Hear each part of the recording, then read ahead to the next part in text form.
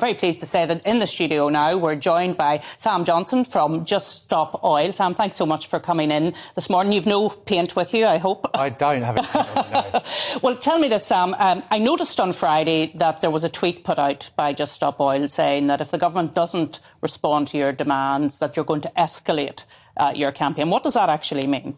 That's correct, yeah. We just have to continue. We have to continue with our campaign until the government halts all new future oil licences. We know that. It's a no-brainer, isn't it? We have to transition. We have to do a just transition to renewables now. Renewables are 9 times cheaper than fossil fuels. And do you not accept that government are transitioning to renewables? I mean, some people would say they're doing it too fast, actually, for our energy security. Well, then people... I mean, that's wrong, isn't it? They're actively increasing fossil fuel production when they should be reducing it. They're going ahead with 100 new fossil fuel licences. It's madness. It is. I mean, not to be over melodramatic, but it is like a suicidal death project. We know that. If you listen to anyone from the United Nations, the IPCC report, from the International Energy Agency, they're all saying we need to stop oil now. We need to transition. So why aren't the government doing it? Emma? I just think this pursuit of your goals at the expense of sometimes putting people's lives at risk, destroying heritage. I think the whole thing is, firstly, I think it's not attracting people to your cause at all.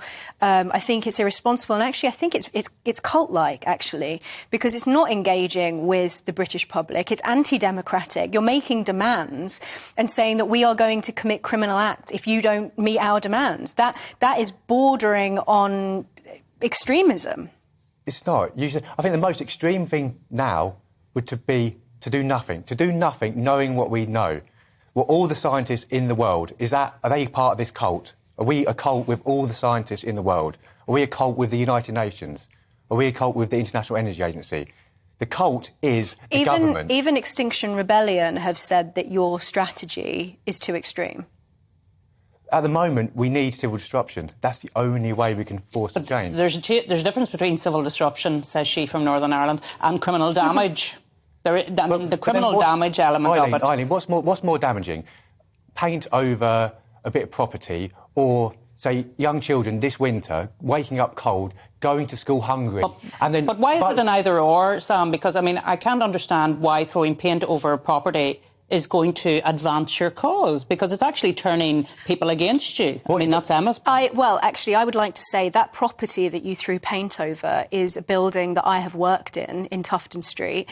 The reason why you threw paint over that building is because of this strange conspiracy theory that you seem to have, which includes attacking the building on the basis of the IEA and the ASI, even though the Institute for Economic Affairs and the Adam Smith Institute, which aren't even in that building, the sign that you put up on that building was in front of the Civitas offices, which has absolutely nothing to do with any of the things that you object to. There are all sorts of organisations in there that have nothing to do with fossil fuels. You just brazenly committed criminal damage against a building that has multiple people who represent different views inside. Yeah. No, I'm sorry, the Tufton Street but has been... You have literally has been discredited. On the M25, you have literally put people's lives at risk. A think tank that controls our government. And it doesn't. It's a conspiracy theory. It's not a conspiracy theory. The idea that it's a puppeteer that controls the government. You have literally put people's lives at risk on the M25 because you think your agenda is more important than people's lives. I'm sorry, but to the British public, that makes you look like hypocrites. If you have the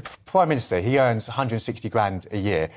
The oil industry this year made $4 trillion. So you telling me the government's in control over the oil companies?